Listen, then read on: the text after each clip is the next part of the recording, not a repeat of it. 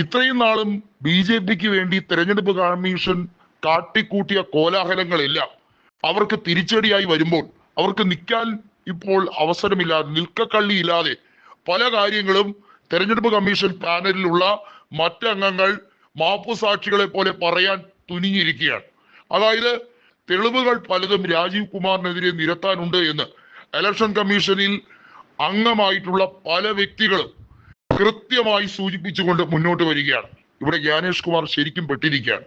കാരണം രാജീവ് കുമാറിന്റെ അഴിമതികളുടെ തുടർച്ചയാണ് ജ്ഞാനേഷ് കുമാർ നടത്തി വരുന്നത് എന്ന രാഹുൽ ഗാന്ധിയുടെ ഏറ്റവും ഗുരുതരമായ ആരോപണം അത് തള്ളിക്കളയാനോ അല്ലെങ്കിൽ ജ്ഞാനേഷ് കുമാർ ഒരു ഡിഫമേഷൻ ഫയൽ ചെയ്യാനോ തയ്യാറാകുന്നില്ല. ജ്ഞാനേഷ് കുമാർ വെറും വെല്ലുവിളി നടത്തിയാണ് ഈ രാഷ്ട്രീയ നേതാക്കൾ പറയുന്ന പോലെ. എന്നാൽ ശക്തമായി രാഹുൽ ഗാന്ധിയുടെ ഈ സ്റ്റേറ്റ്മെന്റിനെ വിയോജിക്കുകയാണെങ്കിൽ, ഇത് വെറും കോൺട്രാഡിക്ടറി ആണെന്ന് പറയുന്നെങ്കിൽ എന്തുകൊണ്ട് നിങ്ങൾക്ക് ആർജവുമില്ല ഒരു കേസ് ഫയൽ ചെയ്യാൻ എന്ന ചോദ്യമാണ് അവിടെ പ്രസക്തമാകുന്നത്.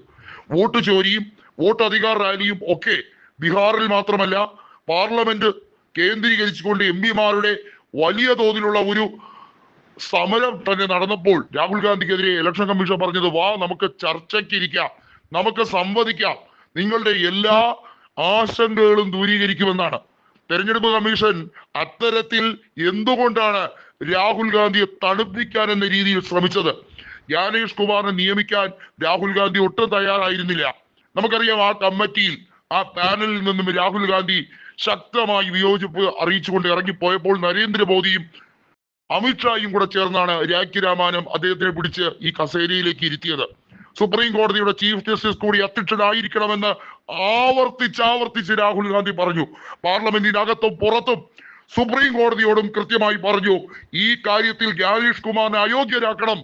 കാരണം അദ്ദേഹം ഈ രാജ്യത്തിന്റെ തെരഞ്ഞെടുപ്പ് കമ്മീഷൻ ചെയറിലിരിക്കുന്നത് ജനാധിപത്യത്തിന് ഭീഷണിയാണ്, ഭരണഘടനയ്ക്ക് ആപത്താണ്, ഏറ്റവും വലിയ കൊടിയ കൊള്ളരുതായ്മകൾ മുഴുവൻ നടന്നുകൊണ്ടിരിക്കുകയാണ്. അദ്ദേഹത്തിന്റെ കൺമുമ്പിൽ ബീഹാർ തെരഞ്ഞെടുപ്പിൽ അട്ടിമറി നടക്കും എന്ന് ഞങ്ങൾക്ക് 100% ഉറപ്പുണ്ട്. അവിടെ വലിയ ഫാബ്രിക്കേഷൻ നടന്നിരിക്കുന്നു. വോട്ട് കൊള്ളയാണ് 124ഓളം മണ്ഡലങ്ങളിൽ നടന്നതിന്റെ കൃത്യമായ റിപ്പോർട്ടുകൾ വരുന്നു. മരിച്ചവർ ജീവിച്ചിരിക്കുന്നു എന്ന് പറയുന്നു. അവിടെ പേരും സ്ഥലവും എല്ലാം മാറ്റുന്നു. ഒരു അഡ്രസ്സിൽ 40, 50, 60 പേരുകൾ കൃത്യമായി വന്നിരിക്കുന്നു. ഇത്തരത്തിൽ ബി.ജെ.പിയുടെ പ്രവർത്തകർ വലിയ തോതിൽ നടത്തിയിരിക്കുന്ന ക്രമക്കേട് ഏത് വിധേനയും ബീഹാർ പോലുള്ള വളരെ എഡ്ജ് ബാറ്റിൽ നടക്കുന്ന ഇഞ്ച് ബൈ ഇഞ്ച് ഓരോ വോട്ടും കണക്കിലാക്കുന്ന തെരഞ്ഞെടുപ്പിൽ വളരെ പ്രാധാന്യമാണ്. കഴിഞ്ഞ നിയമസഭാ തെരഞ്ഞെടുപ്പ് നോക്കൂ, കേവലം 2 ലക്ഷം വോട്ടുകളുടെ വ്യത്യാസമാണ് മഹാഗഡ്ബന്ധനും NDA മുന്നണിയും തമ്മിലുള്ള വ്യത്യാസം. അവിടെയാണ് ഏകദേശം 10-15 സീറ്റുകളുടെ വ്യത്യാസത്തിൽ NDA അധികാരത്തിലേക്ക്, ബി.ജെ.പിയുടെ നേതൃത്വത്തിൽ അധികാരത്തിലേക്ക് എത്തിയത്. കള്ളത്തരങ്ങൾ മുഴുവൻ കൈയോടെ പിടികൂടണം. കാരണം ജനാധിപത്യ വ്യവസ്ഥയിൽ ഓരോ വോട്ടിനും പ്രാധാന്യമുണ്ട്.